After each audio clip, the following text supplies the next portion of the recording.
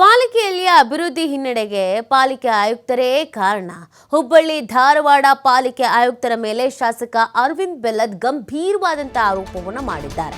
ಹುಬ್ಬಳ್ಳಿ ಧಾರವಾಡ ಪಾಲಿಕೆ ಆಯುಕ್ತ ಈಶ್ವರ ಉಳ್ಳಾಗಡ್ಡಿ ಮೇಲೆ ಈ ತರದೊಂದು ಆರೋಪವನ್ನ ಮಾಡಿರುವುದು. ಅರವಿಂದ್ ಬೆಲ್ಲದ್ ಅಷ್ಟೇ ಅಲ್ಲದೆ ಮೇಯರ್ ರಾಮಪ್ಪ ಬಡಿಗೇರ ಸಹ ಆರೋಪ ಮಾಡಿದ್ದಾರೆ. ಹುಬ್ಬಳ್ಳಿ ಧಾರವಾಡದ ರಸ್ತೆಗಳಲ್ಲಿ ಎಲ್ಲಿ ನೋಡಿದ್ರೂ ತಗ್ಗು ಗುಂಡಿಗಳು ಕಾಣಿಸ್ತಾ ಇದೆ. ಅವಳಿ ನಗರ ಸಂಪೂರ್ಣ ಧೂಳಿನಿಂದ ತುಂಬಿ ತುಳುಕ್ತಾ ಇದೆ. ಹುಬ್ಬಳ್ಳಿ ಧಾರವಾಡದಲ್ಲಿ ಸಾಕಷ್ಟು ಯೋಜನೆಗಳು ನೆನೆಗುದಿಗೆ ಬಿದ್ದಿದೆ. ಒಂದೇ ಒಂದು ಯೋಜನೆ ಕಾರ್ಯರೂಪಕ್ಕೆ ತರ್ತಾ ಇಲ್ಲ ಅಂತ ಆರೋಪಿಸಲಾಗಿದೆ. ಅವಳಿ ನಗರ ಸಂಪೂರ್ಣ ಧೂಳಿನಿಂದ ತುಂಬಿದೆ. ಹುಬ್ಬಳ್ಳಿ ಧಾರವಾಡದಲ್ಲಿ ಸಾಕಷ್ಟು ಯೋಜನೆಗಳು ಹಾಗೇ ನೆನೆಗುದಿಗೆ ಬಿದ್ದಿದೆ. ಯಾವುದೇ ರೀತಿಯಾದಂಥ ಯೋಜನೆಗಳ ಕಾರ್ಯರೂಪಕ್ಕೆ ತರ್ತಾ ಇಲ್ಲ ಅಂತ ಶಾಸಕರು ಗಂಭೀರವಾದಂಥ ಆರೋಪವನ್ನು ಆಯುಕ್ತರ ಮೇಲೆ ಮಾಡಿರೋದು. ಇದಕ್ಕೆ ಆಯುಕ್ತರಿಗೆ ಏನು ಹೇಳ್ತಾರೆ, ಆಯುಕ್ತರು ಯಾರ ಮೇಲೆ ಆರೋಪ ಮಾಡ್ತಾರೆ ನೋಡಬೇಕು. ಒಟ್ಟಿನಲ್ಲಿ ಈ ಆರೋಪ ಪ್ರತ್ಯಾರೋಪದ ನಡುವೆ ಅಭಿವೃದ್ಧಿ ಅನ್ನೋದಂತೂ ಏನೂ ಆಗ್ತಿಲ್ಲ ಅನ್ನೋದು ಗೊತ್ತಾಗ್ತಾ ಇದೆ.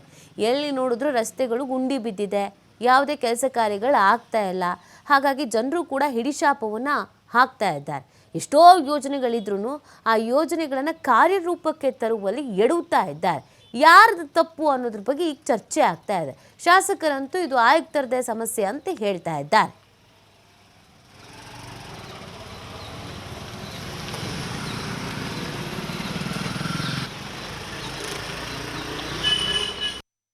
ಹುಬ್ಬಳ್ಳಿ ಧಾರವಾಡದ ಕಾರ್ಪೊರೇಷನಿಂದ ಅಡ್ಮಿನಿಸ್ಟ್ರೇಷನ್ ಅನ್ನೋದು ಪೂರ್ತಿ ಹಳ್ಳ ಹಿಡಿದೋಗೈತೆ.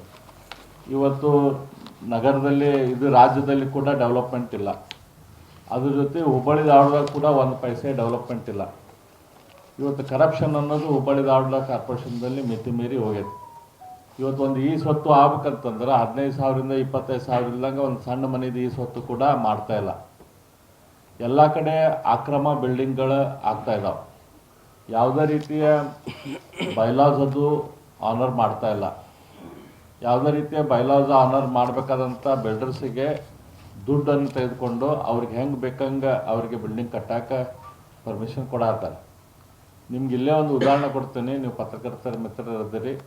ನಿಮ್ಮ ಪಾರ್ಟಿ ಆಫೀಸಿಂದ ಈಗ ಹೊರಗೆ ಹೋದ್ಮೇಲೆ ಎಡಗಡೆ ಓಡ್ರಿ, ಇಲ್ಲೇ ಒಂದು ಹೊಸ ಬಿಲ್ಡಿಂಗ್ ಆಗತ್ತದ. ಆ ಬಿಲ್ಡಿಂಗಿನ ಮೆಟ್ಲುಗಳು ನೇರವಾಗಿ ರಸ್ತೆಗೆ ಬಂದು ಮುಟ್ಟಾವ. ಯಾವುದೋ ಬಿಲ್ಡಿಂಗ್ ಕಟ್ಟಬೇಕಾದ್ರೂ ಕನಿಷ್ಠ ಇಷ್ಟು ಮೀಟ್ರ್ ಸೆಟ್ ಬ್ಯಾಕ್ ಇಡಬೇಕಂತದ್ದು ಐತೆ. ಅದು ಆ ಬಿಲ್ಡಿಂಗಿನ ಪೂರ್ತಿ ಸ್ಲ್ಯಾಬು ನಮ್ಮ ರಸ್ತೆಗೆ ಗಟ್ಟರ ಮೇಲೆ ಬಂದುಬಿಟ್ಟೆ. ಇವರೇನು ಕಣ್ಣು ಮುಚ್ಕೊಂಡು ಕುಂತಿರ್ತಾರೆ ಕಾರ್ಪೊರೇಷನ್ದವರು. ಈ ರೀತಿಯ ಬಿಲ್ಡಿಂಗ್ಗಳು ಇಡೀ ಹುಬ್ಬಳ್ಳಿ ಧಾರವಾಡದಾಗ ಎಲ್ಲ ಕಡೆನೂ ಇದೇ ರೀತಿನ ಆಗ್ತಾ ಇದ್ದಾವೆ. ಎಲ್ಲ ದುಡ್ಡು ತೆಗೆದುಕೊಂಡು ಶಾಸಕರು ಬೆಳಗ್ಗೆ ಏನು ಪತ್ರಿಕಾಗೋಷ್ಠಿಯನ್ನು ಮಾಡಿದ್ದಾರೆ ಅದು ನಿಜವಾಗ್ಲೂ ಸತ್ಯ ಅದ. ಈಗಾಗಲೇ ಅನೇಕ ವಿಷಯಗಳ ಬಗ್ಗೆ, ಆದಾಯ ಕ್ರೋಢೀಕರಣ ಬಗ್ಗೆ ಇರ್ಬೋದು, ಅಭಿವೃದ್ಧಿ ಕಾರ್ಯಗಳಿರ್ಬೋದು, ಕಮಿಷನರು ಶಾಸಕರಾಗಲಿ ನಮಗಾಗಲಿ ಕೆಲಸ ಮಾಡ್ತೇನೆ ಅಂತ ಆಶ್ವಾಸನೆ ಕೊಡ್ತಾರೆ ಒಬ್ಬ ರಾಜಕಾರಣಿಯಾಗಿ. ಅದನ್ನು ಅನುಷ್ಠಾನಕ್ಕೆ ಲಘು ತರೋಲ್ಲ. ನಾಳೆ ಅಂತ ಅದನ್ನು ಮುಂದೂಡ್ತಿದ್ದಾರೆ. ಹೀಗಾಗಿ ಈ ಥರ ಶಾಸಕರಿಗೂ ಅನುಭವ ಆಗಿದ್ದರಿಂದ ಈ ಥರ ಮಾತಾಡಿರ್ಬೇಕು ಅವರು. ಅದಕ್ಕೆ ಈ ಬಗ್ಗೆ ಮತ್ತಷ್ಟು ಮಾಹಿತಿ ನೀಡ್ತಾರೆ ನಮ್ಮ ಪ್ರತಿನಿಧಿ ಯಲ್ಲಪ್ಪ. ಈಗ ಆಯುಕ್ತರ ಮೇಲೆ ಶಾಸಕರು ಆರೋಪ ಮಾಡ್ತಾ ಇದ್ದಾರೆ. ಈ ಆರೋಪ ಪ್ರತ್ಯಾರೋಪಗಳಿಗೆ ಮಾತ್ರ ಸೀಮಿತ ಆಗಿ ಕೆಲಸ ಕಾರ್ಯಗಳಾಗದೆ ಹಾಗೆ ಕೂತಿದ್ಯಾ ಅಂತ?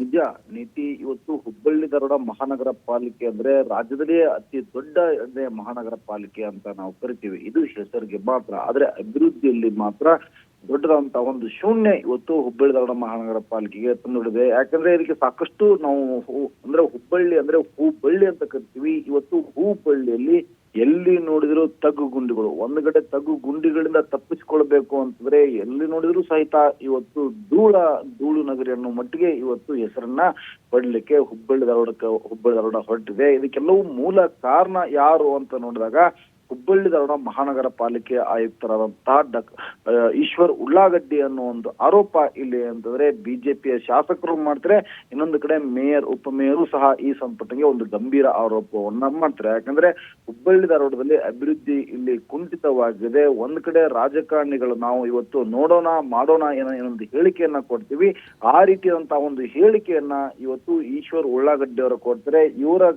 ಈಗಾಗಲೇ ಅಂದ್ರೆ ಇವರ ದಿನಚರಿಗಳಿಗೆ ಜನ ಬೇಸತ್ತು ಹೋಗಿದ್ದಾರೆ ಅಂತೇಳಿ ಸ್ವತಃ ಇಲ್ಲಿ ಅಂದ್ರೆ ಹುಬ್ಬಳ್ಳಿ ಧಾರವಾಡ ಪಶ್ಚಿಮ ಕ್ಷೇತ್ರದ ಶಾಸಕ ಅರವಿಂದ್ ಬೆಲ್ಲದವರು ಗಂಭೀರ ಆರೋಪವನ್ನ ಇವತ್ತು ಈಶ್ವರ್ ಉಳ್ಳಾಗಡ್ಡಿ ಅವರು ಮಾಡಿದ್ದಾರೆ. ಅದು ಎಷ್ಟರ ಮಟ್ಟಿಗೆ ಅಂತಂದ್ರೆ ಇವತ್ತು ನಾವು ಈ ಹಿಂದ್ಗಡೆ ಸಹಿತ ಸರ್ಕಾರಕ್ಕೆ ಒತ್ತಾಯ ಮಾಡ್ತೀವಿ, ಈಶ್ವರ್ ಉಳ್ಳಾಗಡ್ಡಿ ಅವ್ರನ್ನ ಬದಲಾವಣೆ ಮಾಡಿ ಬೇರೆ ಆಯುಕ್ತರನ್ನ ಕೊಡಿ, ಇಲ್ಲಿ ಕೆಲಸ ಮಾಡುವಂತಹ ಆಯುಕ್ತರನ್ನ ಕೊಡಿ ಅಂತೇಳಿ ನಾವು ಮನವಿ ಮಾಡ್ತೀವಿ. ಆದ್ರೂ ಸರ್ಕಾರ ಇಲ್ಲಿ ಎಚ್ಚೆತ್ತುಕೊಳ್ಳುತ್ತಿಲ್ಲ. ತಕ್ಷಣವೇ ಇಲ್ಲಿ ಸರ್ಕಾರ ಎಚ್ಚೆತ್ತುಕೊಂಡು ಇಲ್ಲಿ ಅಂದ್ರೆ ಆಯುಕ್ತರನ್ನ ಬದಲಾವಣೆ ಮಾಡಿ ಅಂತೇಳಿ ನಾವು ಸರ್ಕಾರಕ್ಕೆ ಆಗ್ರಹಿಸಿದ್ದೇವೆ ಅಂತೇಳಿ ಇವತ್ತು ಅರವಿಂದ್ ಬೆಲ್ಲದ್ ಹೇಳ್ತಿದ್ದಾರೆ. ನೀತಿ. ಓಕೆ, ಥ್ಯಾಂಕ್ ಯು ಎಲ್ಲಪ್ಪ ತಮ್ಮೆಲ್ಲ ಡೀಟೇಲ್ಸ್ಗಾಗಿ.